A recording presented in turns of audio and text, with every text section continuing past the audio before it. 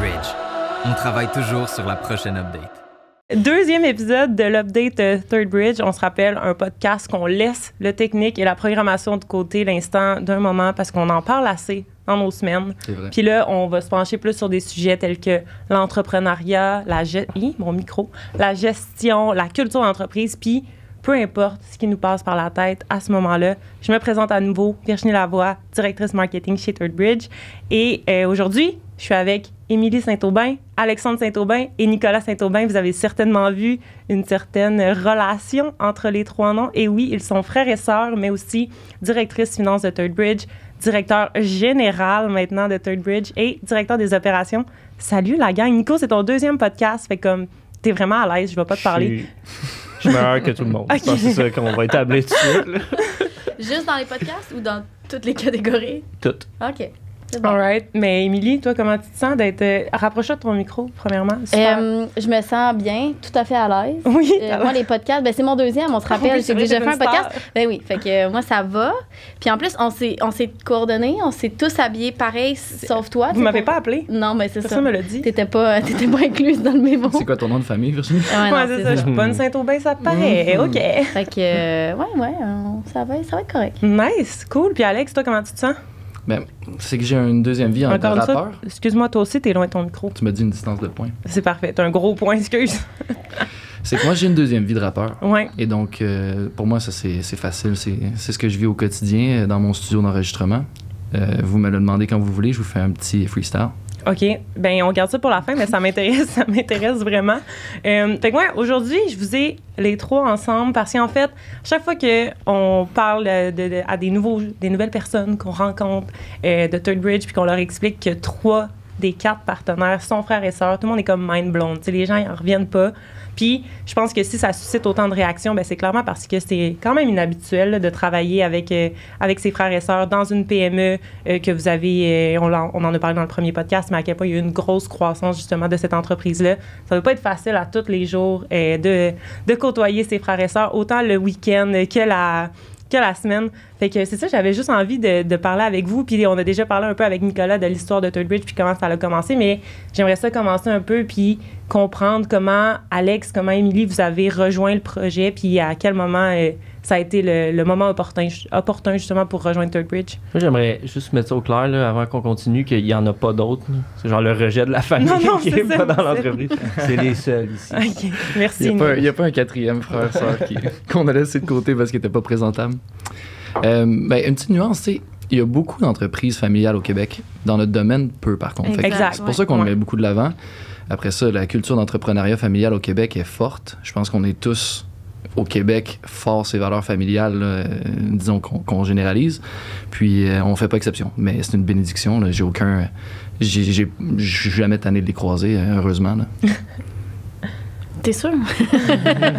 Non, mais c'est vrai que, pour vrai, tu sais, j'y réfléchis souvent parce que c'est vrai qu'on s'en fait beaucoup parler, puis il y a plein de monde pour qui ce serait pas une possibilité ou une envie ou un désir, peu importe, un objectif.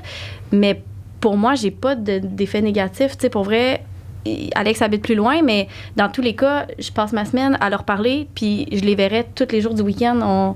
Ça va vraiment bien. Le fait de travailler en famille, ça amène plein de points positifs que t'as pas d'emblée avec quelqu'un avec qui t'as pas de lien familial, en tout cas pour nous. Fait que pour vrai, c'est que du positif, puis on se tente pas. Ça va bien. Puis là, on te répond pas, right? Ouais, c'est tu veux ça. savoir comment on a fait? C'était pas ça ma question, C'était mais pas ça la question. intéressant. C'est un podcast, I guess. On découvre en même temps que toi. Donc, d'emblée, j'ai envie de dire que Nick et moi, j'ai l'impression qu'on a toujours su qu'on allait travailler ensemble. Pas qu'on voulait pas travailler avec Émilie, mais son parcours est différent. Elle est en finance, moi en informatique, Nick en génie logiciel. Fait que pour nous, c'était facile de C'est pas la concevoir. même chose? Mettons que oui. Le mien est mieux. Toi, t'as une bague, puis Alex, il a pas de bague. Exact. OK, parfait. Lui, ça lui a pris 4 ans. Pas moi. Good job, belle bague. Merci. Fais-la cogner sur la table comme un bon ingénieur, right? Mais là, ils l'entendront pas si je le fais sur le micro. Fort. Un moment fort du podcast. Ça va être le highlight. Fait que, nos parcours sont similaires. On savait qu'on allait travailler ensemble. La surprise, c'est quand Émilie, on a pu travailler avec elle. Donc, nos parcours, justement, au départ, lui, en génie logiciel, moi, en informatique, très alignés. Ensuite de ça, lui, entrepreneur, moi, one-man army dans une agence de développement web. Puis moi, j'aime bien dire que quand Couche-Tard est devenu client, ça a tout changé. Third Bridge Nick avait besoin d'aide, et puis j'avais exactement l'expertise, ça tombe bien. Là. C'est exactement les mêmes techs sur lesquels je travaillais dans mon autre agence, qui étaient celles dont Nick avait besoin, Third Bridge avait besoin. Fait que ça a été super naturel. Et, on a jasé un peu, ils m'ont fait une offre qui était 25% inférieure à mon salaire du moment. Puis j'ai pas hésité, j'ai signé tout de suite. Mais pour être fair... Mais ça, c'est un conseil que je donne à tous les entrepreneurs. Si vous voulez des employés qualifiés, mais vous voulez pas les payer, Prenez votre famille. C'est un excellent conseil. On va le prendre en note. Merci pour cette intervention. C'est vrai que sans la relation qu'on avait, je pense pas que j'aurais accepté l'offre, mais ça a été pour le mieux. Puis ils m'ont fait des très belles promesses. Ils les ont toutes tenues. Wow. Quand je dis ils, c'est Pierre-Étienne et Nick, les fondateurs. Fait que ça, depuis ce temps-là, on vit le rêve. Rien à redire. Ce qui est vraiment surprenant, c'est quand un an plus tard, un an après que j'ai rejoint Third Bridge, on se retrouve dans la même situation. On a des besoins. Émilie a exactement l'expertise qu'il nous faut. Elle revenait fraîchement d'Allemagne. Puis même à ce moment-là, j'osais pas y penser. J'osais même pas en rêver. Third Bridge fait une offre à Émilie 50% inférieure à ce qu'elle gagnait à ce moment-là. Mais là, il y a quand même le taux de change à considérer dans ces calculs, mais oui, là, sauf que, tu sais, ça a juste bien tombé. Moi, je revenais d'Allemagne, puis je revenais d'Allemagne pour être avec eux. Fait qu'après, quand j'ai eu cette offre-là, je savais pas exactement à quoi m'attendre. J'étais plus nécessairement tant en contact avec l'entreprise parce que quand il a parti son projet, j'étais là, mais tu sais, c'était un projet étudiant, c'était pas une entreprise aussi sérieuse qu'elle est devenue. Fait que moi, je me lançais un peu là-dedans en me disant, bah, tu sais, on va voir ce que ça donne. Puis honnêtement, je pensais pas que ça perdurerait. Je pensais pas que j'aurais une place à long terme. Tu y croyais pas, là. Mais je savais pas à quoi m'attendre. Je savais aucunement à quoi m'attendre. Puis ça a quand même été particulier parce que je suis rentrée là, puis, tu sais, mon poste a été créé dans le sens où c'était comme, OK, tu fais partie de l'équipe, mais débrouille-toi. Puis là, maintenant, rends-toi utile. C'est ça. Fait que là, j'étais comme, bon, ben, par où je commence? C'est pas mal le onboarding chez eux. Mais à Virginie, c'était l'époque, assez pareil. à l'époque, ouais, non, c'est ça. Mais, on te donne un ordi, arrange-toi avec ça. C'est ça. Fait que je me suis rendue utile comme j'ai pu, puis je suis Ça a encore bien là fonctionné. 6 ans plus tard. C'est ça, il y a comme une petite différence aussi que, mettons, Alex, toi, t'es arrivé, puis tout de suite, tu pouvais contribuer à l'offre de service. Ben, moi, je pouvais être dans prod. Là, exact. Après ça, Émilie, tu t'es rendu utile assez rapidement. Là. Nos ventes étaient en dents de scie, la gestion de livres telle que telle. Ouais. Tu faisais du développement des affaires. J'ai eu beaucoup de chapeaux chez Third Bridge à travers les années, mais j'ai fait du développement des affaires, j'ai fait de la gestion de projet, j'ai fait des RH, j'en fais encore aujourd'hui, j'ai fait du marketing avant que toi tu sois là, zéro sur le même niveau, mais j'en ai quand même fait. C'était correct pour l'époque, OK? Notre premier podcast était bien meilleur. Ouais, fait que plusieurs chapeaux, puis maintenant, plus on avance, plus je peux me focusser sur vraiment finance et comptabilité, puis encore un peu de RH, mais quand même, ça a été un parcours intéressant, puis ouais, et un peu inespéré. Puis, tu regrettes-tu? Tous les jours. non, ça a été très enrichissant comme expérience et ça l'est encore aujourd'hui. Puis tu disais tantôt que tu étais en Allemagne. À la base, tu as habité là un bout. J'ai habité là pendant 4 ans et demi. Puis éventuellement, c'est ça, je me voyais pas perdurer à l'étranger à l'infini. Je voulais retrouver ma famille, puis je l'ai retrouvée dans ma vie personnelle et dans ma vie professionnelle. C'est fait que, super, ouais. Bien joué. Puis Nico, mettons, là, on écoute ça, c'est super, mais toi, est-ce qu'à un certain point, tu as eu un petit moment d'hésitation de genre, est-ce que c'est réellement une bonne idée, mettons, de travailler avec mes frères et sœurs? Je regrette à chaque jour. Ben, c'est ça, je me dis. Non, pas vraiment. En fait, moi, j'ai toujours été content. Le seul bout que j'étais inquiet, c'est que c'était très envahissant pour Pierre-Étienne. Parce que c'est beaucoup de Saint-Aubin d'une business. Puis ça, j'y avais pensé. Mais tu sais, au moment où Alex est venu, je pense qu'on avait vraiment besoin. Puis on était très alignés là-dessus. Avec Émilie, c'était aussi un besoin. Mais là, je commençais à me dire, ouais, ça fait très genre, envahissement à Saint-Aubin. Mais Étienne l'a bien pris. Puis je pense que c'était la bonne décision. Mais non, moi, j'adore travailler avec ma famille. J'en ai parlé dans le premier podcast. Là. Tu fais de la pub pour le premier podcast. Vous irez l'écouter, c'est bon. Puis... Mais ouais, c'est ça. Pour moi, c'est une grande source de motivation, de fierté puis de plaisir au travail. Puis là, en date d'aujourd'hui, vous êtes tous partenaires à un niveau différent parce que Pierre-Étienne puis Nicolas sont les cofondateurs. Fait qu'à guess que les parts sont peut-être différentes. Mais là, vous avez été engagés, vous, à la base, comme employé. À quel moment vous êtes devenu partenaire de la business? Moi, c'était direct en partant que c'était clair que j'étais partenaire, mais c'était sur un programme de 3 ans, puis on n'a pas formalisé la chose. Ah, OK. On était vraiment brouillon à l'époque, mais pour nous, une entente de vive voix, puis une poignée de main, ça me suffisait en masse. On parle de mon frère, puis d'un body du secondaire. Puis quand même des bonnes poignées de main aussi. Solide poignée de main. Si vous croisez Nick... Moi, c'est de la lapins. tequila pure. Le fait que tu peux pas me faire rire pendant que je prends une gorgée. Tout le monde pensait que t'étais respectable. Prenais de l'eau. Nos Ah, c'est auditeurs. ça, tout le monde est sa bière. L'animatrice, c'est sa tequila. C'est lit quand même. Ouais, excusez tout le monde. OK, on continue. Attends, Émilie n'a pas répondu. Ouais, OK, vas-y, Émilie. La question, peut-être dans ça? Toi, c'est venu un peu après que tu as entré dans l'équipe, Ouais. que tu es devenu partenaire. Ouais. Ben, mon parcours était un peu différent, puis tu sais, la nature de ce qu'on fait était différente aussi. Tu sais, Alex, c'était sa prod, fait que c'était comme ça coulait, c'était facile, sa place était comme dessinée là, dans l'entreprise. Moi, j'ai fait un peu plus mon chemin, puis éventuellement, j'aurais comme signifié que je travaillais déjà dans cette optique-là de devenir partenaire. Fait que, tu sais, est-ce qu'eux me rejoignaient dans cet objectif ou non? Fait qu'à ce moment-là, on a établi tout ça ensemble, mais ça s'est fait avec le temps. C'est juste que, c'est ça, la troisième Saint-Aubin, il y avait quand même, tu sais, la notion que Pierre-Étienne se sentait un peu envahi, fait qu'il fallait un peu mettre des contraintes, ou en tout cas le sécuriser. Puis je le comprends, là, parce qu'à un moment donné, c'est vrai que tu te dis, ils peuvent se mettre contre moi à n'importe quel moment. Ben oui. Puis, Ça peut avoir l'air de népotisme, ça ne l'est pas. Là. On est tous très travaillants. Il y a rien à voir avec ça. Quand est-ce que ton bébé vient prendre mon poste de DG? Là? Il y a 2 ans, fait que je pense qu'il ferait déjà une meilleure job que toi. Ben, si on se fait au premier podcast, vous avez commencé à 8 ans et demi à peu près. Ouais, Fait ouais, qu'il- c'est vrai. il est proche, il est proche. Ah oui, direct. C'était plein de mensonges, le premier. Écoutez-le pas, surtout. Attendez-vous pas à ce que ce soit différent dans le deuxième. Good, ben c'est super. Puis qu'est-ce que, selon vous, fait en sorte que vous travaillez bien ensemble, que la synergie fonctionne bien, qu'il n'y a pas nécessairement de contraintes, puis que tout se passe bien? Ben, je pense qu'on s'est toujours super bien entendu. Je pense qu'on est des gens bienveillants l'un envers l'autre, puis qui n'ont pas une tendance vers la chicane ou la mésentente. Puis je pense qu'on est...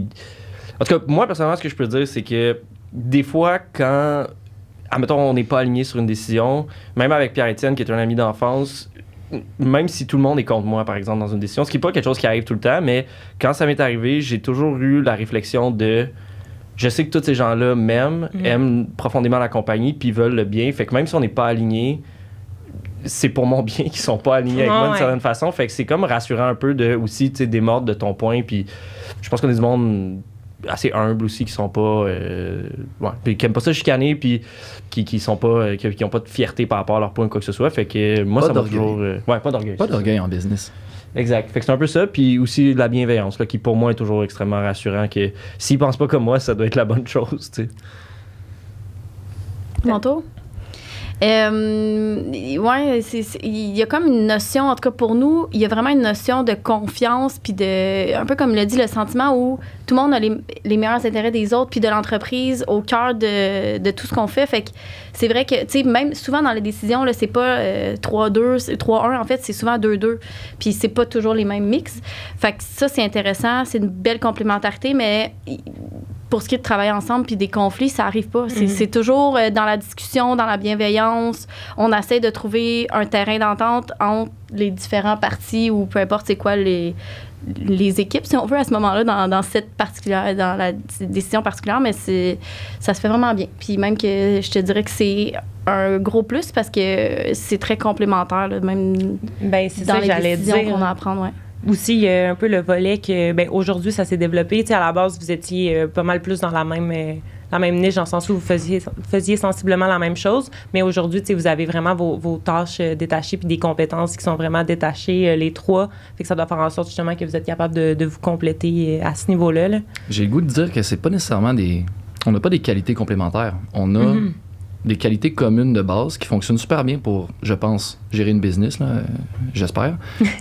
Après ça, pour ce qui est de la complémentarité, oui, on a chacun notre spécialité, mais on a beaucoup plus un tronc commun. Nick porte bien son nom. Il est plus technique. Y a-t-il des effets sonores de criquets? On l'ajoutera. Après ça, Émilie a une rigueur à laquelle Nick et moi, on peut juste aspirer. Et puis, dans mes notes, j'enchaînais avec la toune de Jerry Boulet, mais je pense que je vais vous l'épargner. S'il te Je plaît, suis- épargne-nous, je t'en supplie. Laquelle? Ben, celui qui... Moi en fait, là, Tu frappes dans la vie. OK, ouais. je suis celui qui retombe toujours sur ses bottes, les pieds dans la garnotte. Toujours vivant. Quoi? Bref, je suis J'ai celui rien compris. qui frappe dedans la vie Ouais. à grands coups d'amour. À grand coup d'amour, exact. J'avais le goût de le faire. On arrête, je pense. C'est la fin. Point final. Mic drop. On peut pas le dropper, là, ils ont mis un support, mais en tout cas, je vais le garrocher. Le gars, il est rappeur, il chante Jerry Boulet. Ben, Fait que dans le sens que T'es toi, t'es un. Mais parce que là, j'aimerais qu'on ait la barre, là. C'est ben oui, drôle. ben oui, ben oui. Mais on n'est pas là pour rire. Non, c'est sérieux. On est là pour chanter. Ça a paru quand j'ai fait ma joke de technique. Vous étiez vraiment pas là pour rire. J'ai rien à dire. Fait que ce que tu veux dire, c'est que t'es un visionnaire. Je sais pas ce que Jerry voulait dire. Mais il tombait toujours les pieds sur ses bottes dans la garnotte. Moi, je trouve que c'est une des rimes les plus puissantes de la musique québécoise. Fait que voilà, je voulais absolument la plugger dans ce podcast. Pour le reste, ça allait bien la réponse. J'étais accroché à tes lèvres, puis là. Il est où Jerry quand on a besoin de lui, hein? C'est ça? Il est dead, man. So dead. Je peux essayer de revenir sérieux aussi. T'as posé une question tantôt sur pourquoi on travaille bien ensemble. Je vais te servir une réponse extrêmement corpo-sérieuse. Alignement parfait des valeurs. OK. Ouais, c'est Nos valeurs sont extrêmement bien alignées. Ça a toujours été. Le projet était familial avant d'être entrepreneurial. Maintenant, c'est les deux. Mais ça fait en sorte que justement, notre motivation ne peut pas être mise en doute. Nos intérêts sont extrêmement alignés. C'est pour ça qu'on travaille si bien ensemble. On sait, justement, comme Nick le disait, que même dans l'adversité, c'est pour le bien commun. Fait que c'est vraiment ça qui fait la différence. Confiance absolue. Motivation infinie. Wow. Tu vois, C'est devenu profond, Ouais, finalement. bon, là. J'ai des passé de... bêtises, il faut un peu défricher, mais après ça, on a une belle réponse. Presque un texte de Jerry. Ben, c'est ça l'affaire, c'est que je devrais pas citer les autres. Hein. Je pensais que Jerry avait mieux à dire. Mais je devrais me faire plus Honnêtement, confiance. t'es meilleur que Jerry Boulet. Oh! Droit au cœur. Non, c'était pas vrai. Droit au cœur. Oh!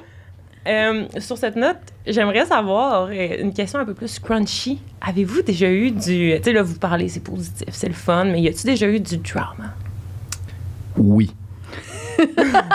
C'est tout. Vous n'êtes pas obligé d'approfondir, mais... Merde. En plus, ma réponse à cette question-là, c'était ce que je viens juste de dire. Ah, Fait que là, je suis. OK, ben on peut ne pas Oui. répondre à cette question s'il n'y a pas d'autres... Il n'y en a pas eu de drama d'enfant. Il y en a eu. On n'est juste pas sûr si on veut t'en parler. Ah, OK. Mais on n'est pas obligé, hein. It's on camera, là. On veut pas, là. On est enregistré? On est filmé. Ah, c'était... Ça va à la TV, tout ça. On va arrêter ça à l'instant. Je veux pas que ça aille trop loin, là. Il n'y a pas de drama dans ce podcast-là. Là. Wow. On est sur le bord. J'aurais pas dû poser la question. Je regrette à l'instant. Jerry Boulet une toune là-dessus. Attends, Non, j'aimerais qu'on arrête ça à l'instant. Chante comme un Merci. coyote, hein. Ben oui, oui. Le coyote, Mais, OK, on change de sujet, là, c'est too much. J'aimerais savoir, est-ce que vos proches vous reprochent de parler trop de business dans les parties de famille, pendant le week-end, les soirées? À l'occasion, Ouais. mais on a une solution pour ça. Quelle est-elle? Nous les embauchons également.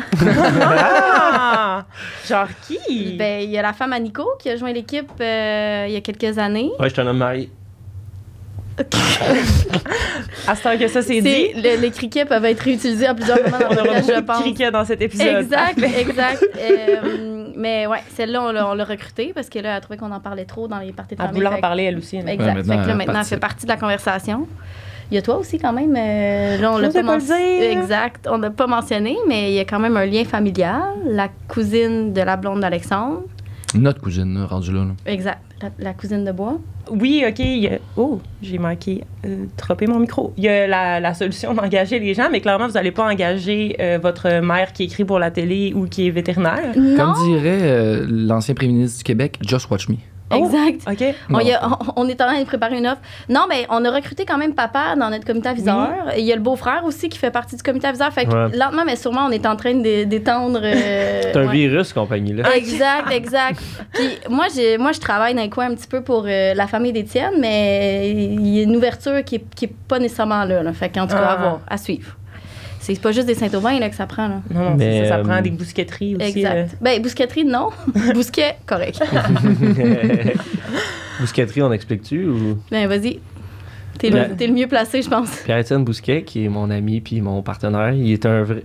Parle librement, il est pas là, il t'entend pas. Ok, parfait. Il est un vrai petit tannant. Il nous fait toujours des coups.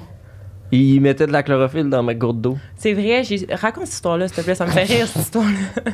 Mais je sais pas si je l'ai pas mal fait. Coquin, Étienne, toujours après penser à la prochaine bousqueterie. C'est vraiment un coquin, là. Il minimise un peu là, l'ampleur de Mais la c'est vrai bousqueterie. qu'il est tout le temps en train de faire des affaires de talent, mais quand que je me levais de ma chaise, de mon bureau là, pour aller aux toilettes, il mettait de la chlorophylle, là, qui est genre Le de... truc vert, le liquide. Là. Ouais, que tu mélanges avec ton verre d'eau, puis je pense que c'est bon pour ta digestion. Je suis pas sûr à quoi ça sert, là, mais il y a du monde qui boive ça. Ça goûte le cul. J'ai vu ça sur TikTok. Puis, il en mettait trop, tu sais, pour que ça goûte vraiment fort. Puis là, ben, je bois mon eau, c'est pas bon. Sauf que ma gourde, elle avait imbibé de la saveur de la chlorophylle à un point tel où je l'ai jeté. Il a pas ruiné ta gourde. Je n'ai jeté 2. Il me l'a fait 2 fois, le tannant. Fait quoi, notre famille est quand même tannée. Quand on parle de Turnbridge. OK, fait. Il revient à la question, OK, c'est une bonne idée. Mais en fait, ça, c'était pour dire que pas plus de bousqueterie, mais des bousquets, why not? Exact. OK. Mais je pense que, je sais pas, hein. Je sais pas si les bousqueteries, c'est Les gens réservé. savent pas que PE est là. Ben, il est là. Est-ce que tes sœurs sont. Non, hein, ça c'est toi. Exact. C'est sûr, le monde L'exclusivité. n'entend pas quand tu parles dans cette direction-là, by the way. Excusez. Je vérifie avec Étienne si tes sœurs étaient autant bousquettes. Trice. Bousquettrice? Ouais. Que Bousquetteuse. lui, mais. Exact. Mais sont super, les sœurs Étienne. Fait que s'ils écoutent ça, ben.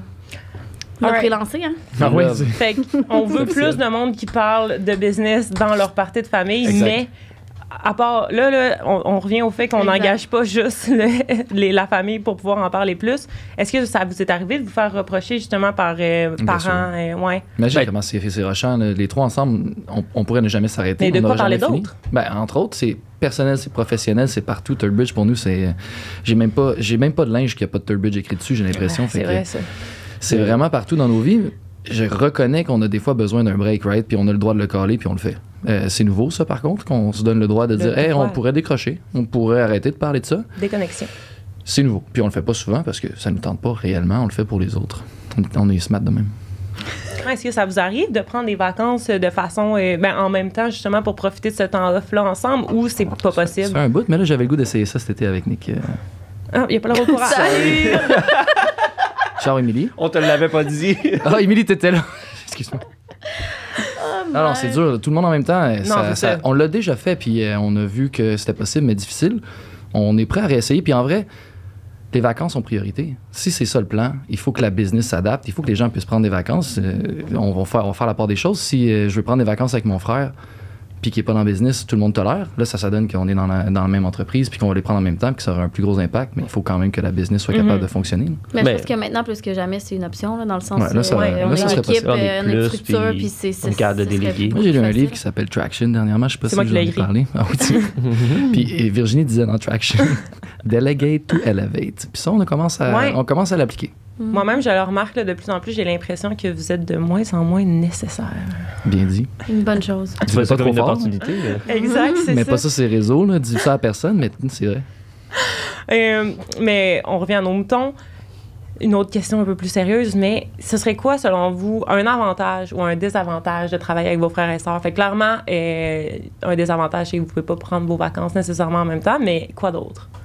Tu dirais pour nous individuellement ou. Ben, en ou général? juste dans ta vie professionnelle en général, ou whatever. Toi, comment tu te sens? Ben, genre, on l'a mentionné déjà, là, mais la motivation pour moi, c'est Ah ouais. c'est quand même énorme. Là, tu sais, avoir un meilleur ami, des frères et sœurs comme partner dans le business, une cousine, hein? Ta femme, n'oublie pas ta femme, vite. Ah ouais, la mère de mes enfants. Puis ça, pour moi, c'est quand même une grande source de motivation. Tu sais, des journées où peut-être la motivation est moins là, mais là, ça vient je le fais pas juste pour moi, je le fais pour eux. Puis aussi, ben, toute l'équipe, finalement, qu'on s'attache beaucoup. Après, moi, je crois que, tu sais, quelque chose qu'on a peut-être moins mentionné, c'est l'esprit familial qu'il y a chez Turbridge en général, qui, C'est vrai. je crois, est très apprécié par l'équipe. Puis là, je dis ça parce que je me suis fait dire que, tu sais, pour certaines personnes, entendre qu'une compagnie a un esprit familial, c'est un red flag. Oui. Puis c'est fair, parce que peut-être qu'il y a des gens, des expériences plus toxiques par rapport à une famille ou des compagnies familiales, mais en tout cas, pour nous, je pense que c'est une grande force, puis je pense que c'est une des choses qui nous permet d'avoir une si belle ambiance dans l'entreprise. Puis il y a une nuance aussi, j'ai l'impression qu'il y a plusieurs petites entreprises justement qui vont un peu promote le fait qu'ils sont comme une famille, puis là le monde sont comme c'est pas vrai, mais dans le cas de Turbridge, j'ai vraiment l'impression que justement parce que les personnes à la tête de l'entreprise justement sont une famille, ben ça se découle vraiment au sein de toute l'équipe, puis la vibe justement un peu plus familiale, un peu petit, vous êtes super accessible aussi en tant que personne. Fait que c'est super, c'est vrai dans le cas de Turbridge. C'est On vrai. parlait d'alignement de valeurs.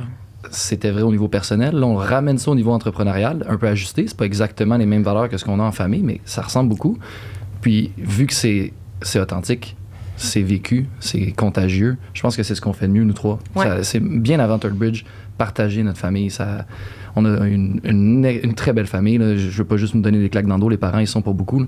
Et on a vraiment créé une belle une belle cellule familiale avec les parents, avec nous trois.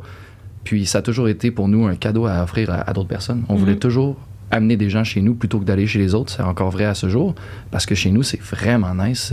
Puis on prend ça au niveau personnel, on l'a ramené au niveau business. C'est beau ce que tu dis, Alex, ça m'a presque ému. Oh, le micro! Oui, je faisais un petit cœur. C'est le pire cœur que j'ai vu. Émilie, t'as quelque chose à rajouter?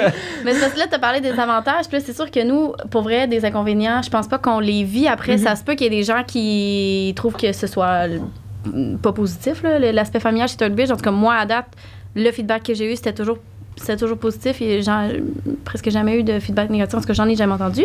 Mais ce que j'entends beaucoup des autres, en fait, qui sont comme, hey, pour vrai, travailler avec mes frères, mes sœurs, je pourrais jamais l'imaginer, on s'entend pas bien ou j'aurais peur que ça crée des tensions ou justement des discussions plus difficiles comme l'actionnariat ou, tu sais, le salaire, peu importe, ça peut vraiment amener des tensions au travail qui vont se répercuter dans ta vie personnelle. Fait que c'est sûr que ça, tu veux pas ça.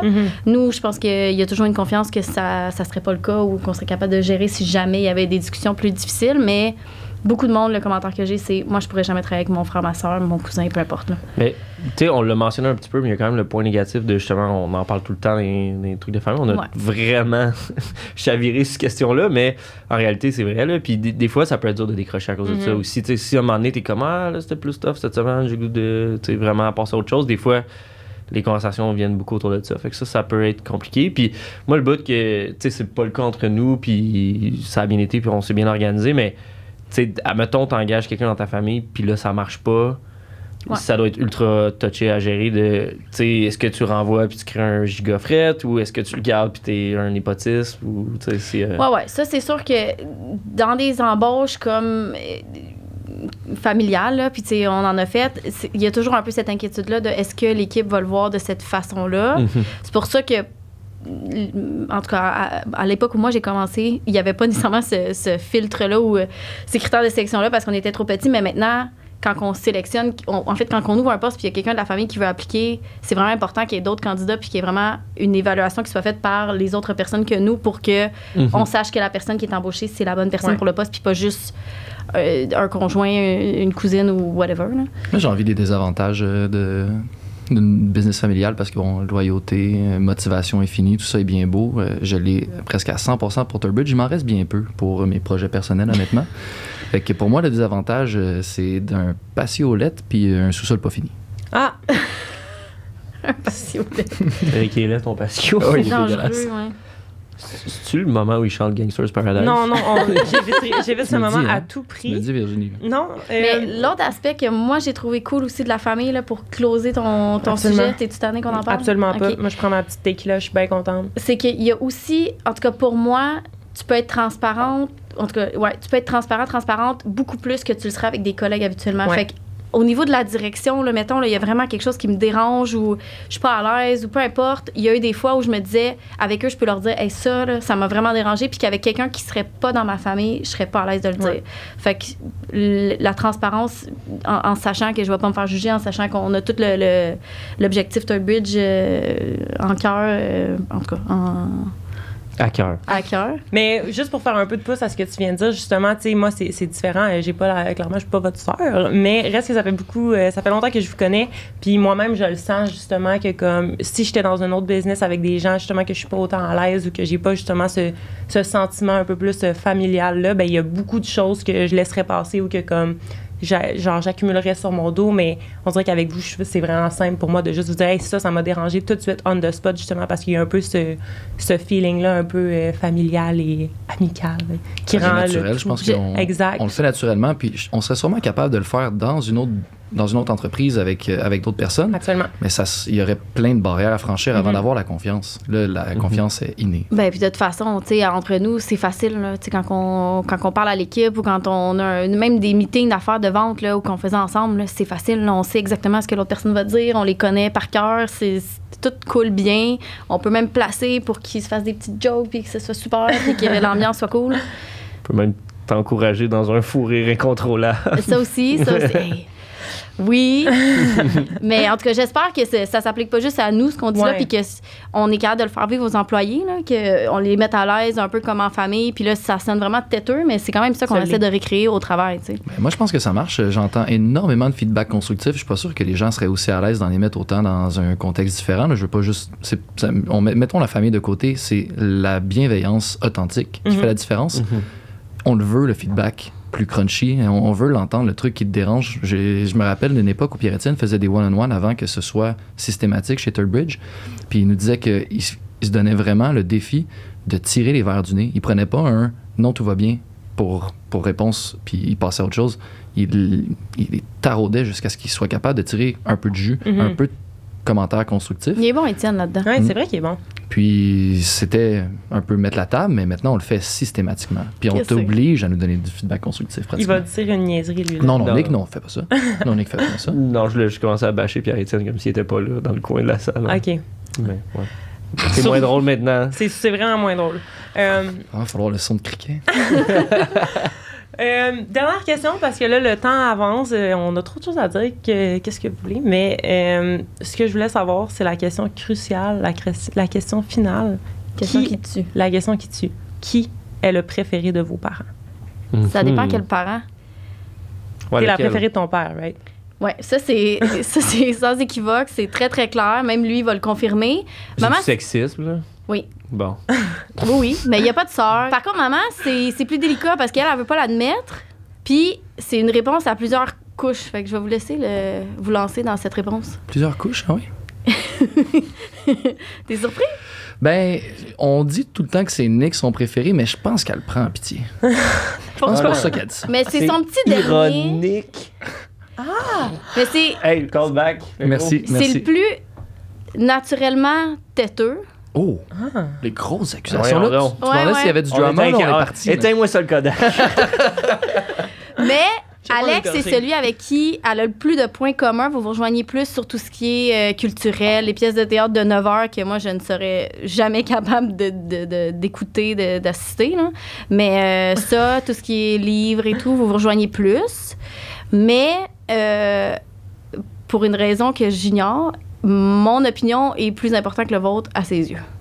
Évidemment. Parce que t'es moins têteuse.